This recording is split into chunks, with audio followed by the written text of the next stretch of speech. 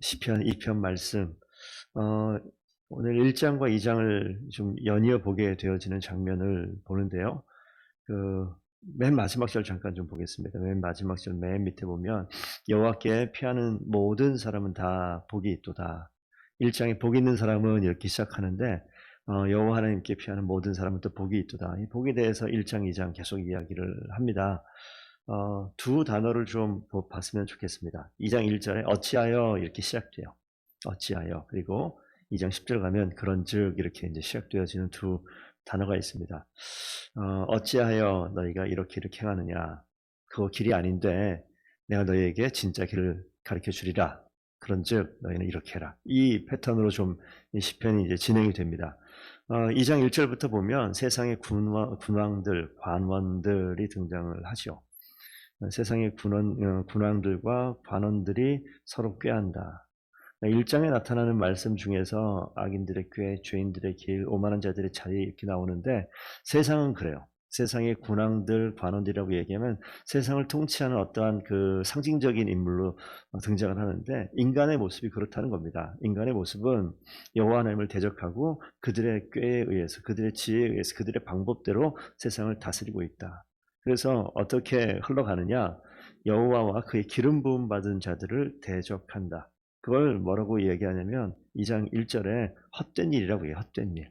헛된 일을 꾸미는데 그 헛된 일은 설명하자면 세상에 지혜 있는 자들이 세상을 통치하는 방법, 그 방법의 끝에는 여호와 하나님과 그의 기름 부음 받은 자 그리스도를 대적하는 모습으로 흘러가는 게 세상의 방법이다. 이것을 이제 드러내고 고발하는 거예요.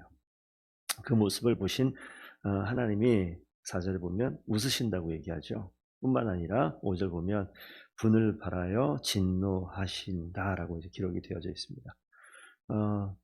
이 세상은 그러니까 흘러가는 방법이 하나님 빠진 그 자리에 여호와를 대적하고 기름 부음 받은 자 오실 예수 그리스도를 대적하는 모습으로 세상은 그게 지혜고 그게 그들의 방법이고 성경에서 말하기를 헛된 일이라고 얘기함에도 불구하고 그렇게 흘러가는 게 세상입니다. 그래서 우리가 신앙생활 하면서도 정말 하나님의 말씀과 하나님의 법에 온전히 서 있지 아니하면 세상의 물결의 조류에 우리는 흘러갈 수밖에 없고 그 영향에 같이 함께 떠내려가는 것이 우리의 어쩌면 인생입니다. 그래서 세상의 지혜를 쫓아가잖아요. 세상의 성공을 따라가고 세상의 기준에 맞추어 살아가는 그 모습이 이 땅에 있는 모든 사람들의 모습이 됩니다. 그러니까 우리 그리스도인들도 하나님께서 원하시는 방법이 아닌 그렇게 흘러갈 수 있기 때문에 오늘 본문 말씀해 보시게 되면 6절에 하나님께서 여호와께서 내가 나의 왕을 거룩한 산 시온에 세우겠다. 이렇게 말씀하시죠. 그러니까 세상의 왕과 관원들과 재판관들로 나타나는 세상의 기준을 흘러가지 아니하도록 하나님께 거룩한 산 만들어 놓는다는 거예요. 여호와의 전에 산을 만들어 놓는다. 오늘 이사야서 1장 말씀을 잠깐 좀 보겠습니다. 2장 말씀 이사야서 2장 1절, 2절, 3절인데 이 시편에 언급되어 있는 이 말씀, 그리고 이사야의 말씀이 사실 예언의 말씀처럼 등장을 하는데요. 2장 2절부터 2, 3절을 잠깐 좀 보면 말일에 여호와의 전에 산이 모든 산 꼭대기에 굳게 설 것이요. 모든 산, 세상의 꼭대기에 하나님의 전에 산이 선다라고 얘기하면서 모든 작은 산 위에 뛰어나리니 만방이 그리로 모여들 것이다. 많은 백성이 가며 이르기를 오라 우리가 여호와의 산에 오르며 야곱의 하나님의 전에 이르자. 그가 그의 길을 우리에게 가르치실 것이라. 그러니까 세상의 길이 아니라 하나님의 길을 가르친다. 우리가 그 길로 행하리니 이는 율법이 시온에서부터 나올 것이요 여호와의 말씀이 예루살렘에서부터 나올 것이라. 하나님께서 세상의 관원과 세상의 재판관과 세상의 왕들이 군왕들이 통치하는 헛된 일에서 하나님께서 온전한 하나님의 방법과 하나님의 길을 보여주시기 위해서 이 일들을 거룩한 산 시온에 나의 왕을 세운다. 그 왕이 누구냐면 7절 가니까 내 아들 오실 예수 그리스도를 예언하고 있는 장면입니다. 그래서 이 왕이 이 땅 가운데 태어나실 것들에 대한 신약의 여러 군데에서 이 시편 말씀을 언급해서 인용하고 있습니다. 그래서 마태복음 말씀, 예수님 태어나시는 장면이나 여러 군데 나와요. 그 지금 다 한두 군데만 좀 볼까요? 그러면 마태복음하고 로마서 마태복음 3장 한번 잠깐 보겠습니다.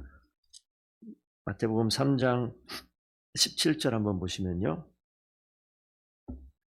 이는 하늘로부터 소리가 있어 이는 내 사랑하는 아들이요 내 기뻐하는 자라 하시니라. 뒤에 동어 17장 한번 마태복음 17장 5절도 함께 보겠습니다.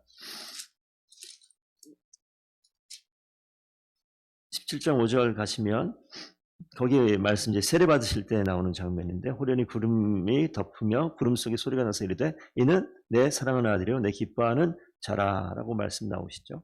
그리고 로마서하고 히브리서 말씀 한번 좀 보겠습니다. 로마서 1장 4절 말씀도 잠깐 볼게요. 로마서 1장 4절 보시게 되면 하나님의 아들에 대해서 다시 얘기해요. 성계령으로는 죽은 자들 가운데서 부활하사 능력으로 하나님의 아들로 선포되셨으니 곧 우리 주 예수 그리스도시니라. 히브리서 1장 5절 한번 더 보겠습니다. 히브리서 1장 5절 1장 5절 가다 하나님께서 너는 어느 때 천사 중에 누구에게 너는 내 아들이라 오늘 내가 너를 낳았도다 하셨으며 또다시 나는 그에게 아버지가 되고 그는 내게 아들이 되리라 하셨느냐. 여기 나와 있는 이 다 말씀들이 오늘 아까 읽었던 시편 2편 7절 말씀 너는 내 아들이라 오늘 내가 너를 낳았도다 라고 말씀하시는 이 말씀을 다 언급하는 거예요. 하나님께서 이 땅 가운데 아들 예수 그리스도를 보내주시겠다라고 예언한 이 말씀들이 계속 인용되어지면서 등장을 하는데 이 왕이 왜 왔느냐. 세상을 통치하고 세상을 다스리는 세상의 방법, 헛된 일, 그 가운데 있는 그 일, 그 지혜가 없는 악한 자들을 꾀로 빠져 흘러가는 그 세상 가운데 진정한 지혜와 진정한 왕이신 예수 그리스도를 이 땅 가운데 보내주시겠다. 보내주시면 어떤 일이 벌어지느냐? 9절 말씀 보면 철장으로 그들을 깨뜨리며 질그릇같이 부수시리로다. 하나님께서 이 모든 것들을 그리스도께서 승리로 이끌어 가시고 그러니까 성도들이 이 땅 가운데 살아가면서 하나님을 아는 하나님 백성들이 그저 사는 것이 아니라 세상의 지혜를 따라 사는 것이 아니라 그 모든 걸 깨트리는 거예요. 그래서 하나님의 통치의 방법으로 이 땅을 살아갈 수 있도록 하나님의 길을 여시는 거죠. 그래서 그의 길을 가르친다. 아까 이사야서 2장 2절 3절 보시게 되면 그들의 길을 가르친다. 그 뒤에 보면 율법 여호와의 말씀 이렇게 나와요. 그래서 하나님께서 이 말씀을 주신 이유가 세상의 방법이 아니라 세상의 지혜가 아니라 하나님 주신 그 방법으로 이 땅을 살아가는 것들 말씀하시기 위해서 그 길을 여신 거죠. 그래서 10절 보니까 아까 어찌하여 이렇게 시작됐던 말이 그런즉 그렇기 때문에 너희는 군왕들아 지혜를 얻으며 세상의 자판가들아 너희는 교훈을 받으라. 누구로부터? 그 오실 예수 그리스도로부터 우리의 참 지혜와 교훈 되신 그 예수 그리스도로 지혜와 교훈을 얻으라라고 얘기합니다. 그렇기 때문에 그 주님 앞에서 여호와를 11절 경외하고 섬기고 그 앞에서 떨고 즐거워하며 12절 마지막 그 아들에게 입맞추라. 입맞추는 게 창세기 27장에 입맞추라라는 단어가 처음 나와요. 처음 나오는 그 장면 보시게 되면 27장 한번 잠깐 볼까요? 창세기 27장 27장 26절 보시면요. 그의 아버지 이삭이 그에게 이르되 내 아들아 가까이 와서 내게 입맞추라 라고 얘기하는 입맞추라는 단어가 처음 나오는데 여기 보면 아버지와 아들 관계 속에서 등장을 하는데 입맞추는 것은 이들의 근동 지역에 또 이스라엘 백성의 전통으로 보게 되면 왕에게 그리고 신하가 왕에게 복종하는 그런 모습 전쟁 가운데 패배자가 승리자에게 복종하고 충성할 때 그리고 또 존경을 표하는 모습 약속을 표할 때 입맞춤으로 그래서 우리 이런 전통이 이 이스라엘만 있는 것이 아니라 우리 영화 같은 데 보면 서양의 문화 가운데 왕 앞에 무릎 꿇어 손에 입맞추고 이런 장면들 나타나는데 이런 것들은 이 하나님 앞에 철저하게 복종하고 충성하고 그의 약속을 의지하고 존경하는 표시가 되어집니다. 그래서 그의 아들에게 입맞추라라고 이야기하고 있죠. 그렇지 아니하면 진노하심으로 너희가 길에서 망하리라.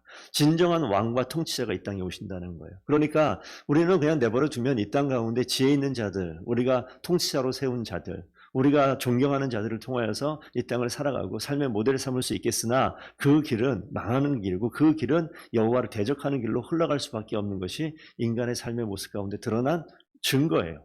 그렇기 때문에 예수 그리스도가 참 지혜가 되시고 우리에게 교훈을 허락하시고 생명의 일을 주시는 그분 앞에 우리가 그분을 경외하고 그의 지혜를 찾고 교훈을 붙들고 어디에서부터? 여호와의 산, 여호와의 율법과 하나님의 말씀으로부터 나타나는 그 지혜 가운데 참으로 복종하고 충성하고 그 약속을 지켜내고 그분을 존경하는 삶 가운데 있을 때 여호와께 피할 때 모든 사람에게 복이 있게 될 줄로 믿습니다. 그래서 우리가 이 하나님의 말씀을 통하여서 주님 약속하신 말씀에 서 있는 것 자체가 이미 복입니다.